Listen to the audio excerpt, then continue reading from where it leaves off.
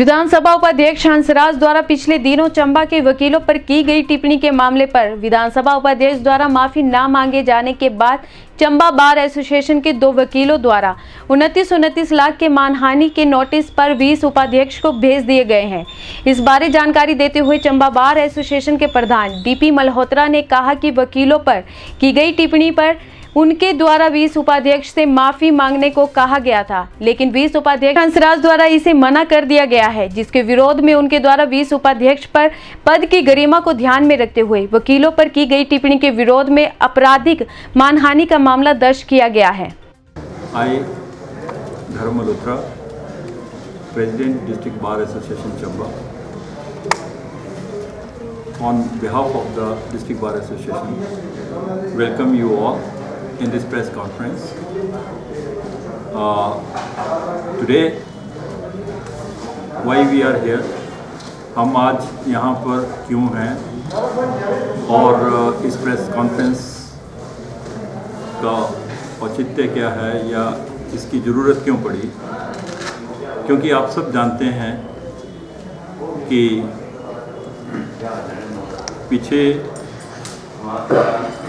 15 अक्टूबर को district bar association Chamba के 2 advocates, जिनके खिलाफ माननीय डिप्टी स्पीकर हिमाचल प्रदेश श्री हंसराज जी, जो चुरा के एमएलए हैं, उन्होंने 10 तारीख को एक पब्लिक मीटिंग जो उनकी चल रही थी, जिसमें उन्होंने चंबा के वकीलों के खिलाफ झूठे अपशब्द और जिससे कि वकीलों की मानहानि हुई वैसे शब्दों का इस्तेमाल किया और ख़ास करके उन्होंने हमारे 2 एडवोकेट्स श्री मदन रावत जी और श्री जय सिंह, उनके खिलाफ जो है पर्टिकुलरली कहा, जिसके लिए जब हमने 15 अक्टूबर को एक हल्का सा डिमॉन्स्ट्रेशन दिया था और जिसकी आप लोगों ने प्रेस कवरेज भी की, लेकिन उसके तुरंत बाद 16 को उन्होंने प्रेस कॉन्फ्रेंस की और उसी प्रेस कॉन्फ्रेंस में उन्होंने ये कहा कि उन्होंने जो शब्दों का इस्तेमाल किया था वो शब्द उन्होंने, और वो डिस्ट्रिक्ट बार एसोसिएशन का सम्मान करते हैं। जहाँ तक बात आती है 2 एडवोकेट्स के बारे में, उन्होंने पर्टिकुलरली हिट किया उनको उस प्रेस स्टेटमेंट में भी जो कि प्रेस में आई। हम लोगों ने उस दिन भी बताया था कि हम लोगों ने माननीय श्री हंसराज जी से ये उस समय भी कहा था कि जो शब्द है, शब्द एक बार निकल जाते हैं फिर वो वापस नहीं होते। जो शब्द उन्होंने चंबा के वकीलों के लिए इस्तेमाल किए थे, उसकी भरपाई तभी होती यदि वो 15 दिन के अंदर अंदर उसके लिए पब्लिकली क्षमा प्रार्थना करते। लेकिन हमने पूरा समय दिया उनको, पूरे 15 दिन तक हमें इंतज़ार किया, क्योंकि डिस्ट्रिक्ट बार एसोसिएशन चंबा ऐसी संस्था नहीं है। क्योंकि ये जो डिस्ट्रिक्ट बार एसोसिएशन है, मैं आप सबको बताना भी चाहूँगा कि पिछले 75 सालों से डिस्ट्रिक्ट बार एसोसिएशन की जो स्थापना है, इस वर्ष उसके 75 ईयर्स हो रहे हैं। ये इतनी पुरानी बात है। फिर उन्होंने जो अपनी स्टेटमेंट दी थी उसमें ये भी कहा था हमारे 2 एडवोकेट्स के बारे में कि वो वकालत छोड़ दें और वकालत छोड़ने के बाद वो राजनीति में आना चाहते हैं तो आ जाएं और इलेक्शन लड़ें। मैं उनको इस बात से आगाह करना चाहता हूँ कि एडवोकेट्स को पॉलिटिक्स में, इलेक्शन लड़ने में ना तो प्रैक्टिस छोड़ने की ज़रूरत पड़ती है और ना वो कभी प्रैक्टिस छोड़ते हैं। एडवोकेट्स जो हैं वो इलेक्शन भी लड़ सकते हैं, एमएलए का इलेक्शन लड़ सकते हैं, एमएलए बन भी सकते हैं और एमएलए बनने के बाद प्रैक्टिस भी कंटिन्यूस कर सकते हैं। उनको ये इस बात का पता होना चाहिए। ये छोटी सी बात है, क्योंकि डिस्ट्रिक्ट बार एसोसिएशन की जब बात आती है तो हमारे यहाँ से ही लाला देशराज महाजन जी रहे हैं, मंत्री रहे हैं, पंडित शिव कुमार जी रहे हैं, मंत्री रहे हैं, कुलदीप सिंह पठानिया जी रहे हैं, एमएलए रहे हैं। और जहाँ तक हमारे एडवोकेट्स की बात आती है, हमने उनको एक पूरा मौका दिया था उस समय, जब हमने ये पहले ही इस बात के लिए इतराज़ जताया कि जो उन्होंने अपशब्द कहे हैं और झूठे शब्द कहे हैं, बार एसोसिएशन के किसी भी एक मेंबर पे अगर कोई भी उंगली उठाता है तो बार एसोसिएशन उसके खिलाफ एक्शन लेती है। ऐसा नहीं है कि बार एसोसिएशन का पर्टिकुलर नाम लेकर उन्होंने नहीं कहा, लेकिन हमारा बार एसोसिएशन मेंबर से बनती है। बार एसोसिएशन को अलग से कोई बॉडी तो है, लेकिन बार एसोसिएशन के जो मेंबर्स हैं वो बार एसोसिएशन बनाते हैं। और हमारे जब बार एसोसिएशन के मेंबर्स पे ऐसे झूठे भद्दे अपशब्द बोले जाते हैं तो बार ने रिएक्ट करना है।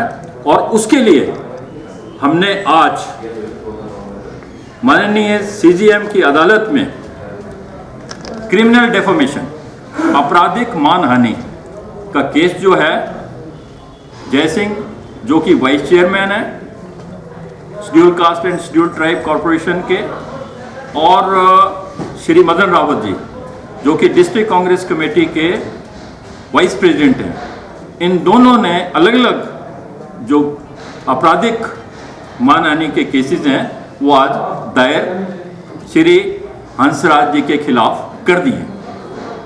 और अब वो जो माफ़ी मांगने की हमने बात की थी, अब क्योंकि इसका संज्ञान माननीय अदालत लेगी और माननीय अदालत जो फैसला करेगी उसमें आपराधिक मानहानि के लिए जो भी सज़ा होगी वो उनको अगर हम जब साबित करेंगे तो उनको वो सज़ा मिलेगी। अब उससे पहले, अब उससे अलावा और कुछ नहीं होने वाला। एक तो ये बात है। दूसरा, हमने उनको श्री जयसिंह जी ने और श्री मदन रावत जी ने एक दफ़ा 80 CPC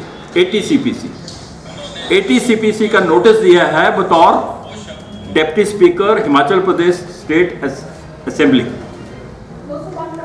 दफ़ा 80 का नोटिस, क्योंकि कोड ऑफ फॉर्मेलिटीज है, हमने पहले भी कहा था कि हम 1 करोड़ का केस जो है मानहानि का दायर करेंगे, लेकिन हम अब डिफरेंट लॉट्स में जो केसेस हैं उनके खिलाफ फाइल करेंगे। और इसलिए हमने इन दोनों की तरफ से उनको 29 लाख के जो नोटिस हैं वो दिए हैं, ताकि ये जो मुकदमे हैं वो चंबा जिला न्यायालय में दायर हो सकेंगे। और इसके अलावा जब इससे जो ज़्यादा का जो मुकदमा होगा वो हम माननीय हाई कोर्ट में जो है वो दायर करेंगे। मैं इस बात को भी आपको बताना चाहता हूँ कि हम अपने इस एजिटेशन को सिर्फ चंबा तक सीमित नहीं रखेंगे, बल्कि हम अपने इस एजिटेशन को हिमाचल तक बार काउंसिल से लेके जाएंगे, हिमाचल तक लेके जाएंगे। और अगर जरूरत पड़ी तो हम ऑल इंडिया लेवल पर भी जाएंगे कि जिस संवैधानिक पद पर वो बैठे हुए, जिस संवैधानिक पद, डिप्टी स्पीकर का पद जो है एक संवैधानिक पद है, जिस पद पे बैठे हुए हैं उस पद की गरिमा को उन्होंने नहीं समझा है और उस कम्युनिटी के खिलाफ बोला है जिन्होंने कभी उनके खिलाफ कुछ नहीं बोला है। और इन्होंने पूरे के पूरे जो चंबा के वकील थे, खास करके चंबा के वकीलों को हिट किया है। और वैसे हिट किया है कि आप देखिए कि और इसी अदालत में ये एक मुजरिम के तौर पर भी पेश हुए हैं और हमारे एडवोकेट्स ने इनको डिफेंड किया और इनके मुकदमे जो हैं वो जीते हैं। ऐसा नहीं है कि भाई इन्होंने, और अगर इनसे कोई ऐसी उन्होंने फीस ली है तो वो बताएं, वो आके ये इस बात को बताएं कि उनसे कोई एक्स्ट्रा ऑर्डिनरी फीस चार्ज की गई है या उनके साथ कोई ऐसा उन्होंने अभद्र व्यवहार किया है या उनके साथ कोई ऐसी बदतमीजी की है। आज तक हमारे किसी भी एडवोकेट्स ने कभी भी किसी भी व्यक्ति के खिलाफ कोई ऐसी ना तो स्टेटमेंट दी है, और जो भी है हम लोगों ने बिल्कुल पूरे शांतिपूर्ण ढंग से कभी हमारा क्योंकि हमारा जो है राजनीतिक तौर पे हमारे एडवोकेट्स जो हैं बीजेपी से भी हैं, कांग्रेस से भी हैं, कम्युनिस्ट पार्टी से भी हैं, हर पार्टी से हमारे एडवोकेट्स हो सकते हैं, अपनी विचारधारा हो सकती है, अपने पॉलिटिकल एफिलिएशंस हो सकती हैं। अपने पॉलिटिकल एफिलिएशंस में हमारा जो प्रोफेशन है वो बीच में नहीं आता है, लेकिन उन्होंने जो अपने जो स्टेटमेंट दी है वो एज ए प्रोफेशनल दी है। अगर वो एज ए प्रोफेशनल नहीं होती तो बार एसोसिएशन चंबा शायद बीच में नहीं आती। अगर वो पॉलिटिकल स्टेटमेंट इनके साथ अगर वो पॉलिटिकल बात होती और पॉलिटिकल तौर पे अगर वो उनसे पर्सनली बात होती तो बार एसोसिएशन इस मामले में बिल्कुल नहीं पड़ती। लेकिन बार एसोसिएशन को तब पड़ा जब उन्होंने पर्टिकुलरली चंबा के वकीलों को हिट किया। और चंबा के वकीलों में सबसे बड़ी बात है कि जो इन दो वकीलों के बारे में उन्होंने ये बताने की कोशिश की है कि ये जो हैं वो चंबा के, मैं आप सबको बताना चाहता हूं कि बेसिकली जय सिंह जी और मदन रावत जी, ये दोनों जो हैं वो चुरा लेजिस्लेटिव असेंबली से ही बिलोंग करते हैं। इनकी ज़मीनें वहाँ पे हैं, इनके घर वहाँ पे हैं। मदन रावत जी जिला परिषद के मेंबर रहे हैं, इनकी वाइफ जो है वो जिला परिषद की चेयरमैन रही है सिड ब्लॉक से। और जहाँ तक चुरा कंस्टिट्यूंसी की बात आती है, मैंने पिछली बार भी कहा था कि चंबा को रीजन में बांटने की कोशिश बिल्कुल ना की जाए। चुरा के बारे में उनको भी जानना चाहिए, वो चुरा के एमएलए हैं। तो चुरा सिर्फ ये भंजराड़ू और तीसा और इस तरफ के इलाके को चुरा नहीं बोला जाता है। चुरा वजारत थी, स्टेट टाइम में चुरा वजारत होती थी और ये वजारत भांदल, केहार, सुरंगानी और ये सारा एरिया और अप टू पुखरी और ये जितना भी है सिडकुंड का जो एरिया है ये सारे का सारा चुरा रीजन में आता है। और सब चुराई, ये नहीं बोल सकते हैं कि ये चुरा के नहीं है। तो एक गलत जो इन्होंने बताने की कोशिश की और लोगों को प्रेस कॉन्फ्रेंस के माध्यम से, फेसबुक के माध्यम से अपने उस पर और जो इन्होंने उसको वायरल भी किया, तो इन सब चीज़ों से उनका तात्पर्य सिर्फ एक था कि इन हमारे जो वकील भाई हैं उनकी बदनामी करने के लिए। और अब उनकी बदनामी करने के लिए जो उचित सजा होगी वो अदालत देगी। और जो इसके हर्जाने की बात कर रहे हैं, अब जो इनका जो हर्जाना है उसके केसेस, जैसे हमारा जो नोटिस का पीरियड है, क्योंकि ये सेक्शन 80 का नोटिस इसलिए दिया गया क्योंकि एक माननीय वीरभद्र जी का एक केस हुआ था, उसमें अप टू सुप्रीम कोर्ट ये बात आई थी कि भाई अगर कोई पब्लिक सर्वेंट जो है वो स्पीच देता है तो दैट वो जजमेंट जो है उसके मुताबिक सेक्शन 80 का नोटिस देना था। तो हमने उस कोडल फॉर्मेलिटी को पूरा करने के लिए अब उन्हें जो ये है सेक्शन 80 का नोटिस दे दिया है। और इसके अलावा हम जो आगे नोटिस देंगे या हम जो आगे केसेस करेंगे बार की तरफ से, उसके बारे में हम जैसे जैसे जो भी केसेस होंगे, जो भी अदालत की कार्रवाई होगी, वो जो जनता है उसके सामने रखेंगे ताकि दूध का दूध और पानी का पानी हो सके। हैं एक केस जो है वो जयसिंह वर्सेस हंसराज और दूसरा केस जो है मदन कुमार रावत वर्सेस हंसराज। अच्छा, इसमें पर्सनल केसेस, अच्छा व्यक्तिगत जो ये आपराधिक जो मानहानि है वो व्यक्तिगत ओके वो ऑफिस से नहीं होती है। और जो इनके जो सिविल सूट्स होंगे, 2 सूट्स जो हैं वो व्यक्तिगत होंगे। और जो बार एसोसिएशन सूट करेगी, बार एसोसिएशन जो सूट फाइल करेगी वो हम most probably we are going to file in the honourable high court. मतलब और हाई कोर्ट में इसलिए फाइल करेंगे क्योंकि जो बार एसोसिएशन क्लेम करेगी that will be more than 30 lakhs and because the jurisdiction of high court is more than, वो मतलब कि मोर देन 30 lakhs आप करोड़ का कर सकते हैं, 2 करोड़ का कर सकते हैं, दैट डिपेंड्स, वो हमारी बार एसोसिएशन डिसाइड करेगी। अच्छा, इसको सर याचिका दायर करें, क्या बोल सकते हैं कि आपराधिक मानहानि की याचिका दायर की। ओके, आपने बोला सेक्शन 80 में आपने नोटिस जारी जी, ये बार एसोसिएशन ने किया?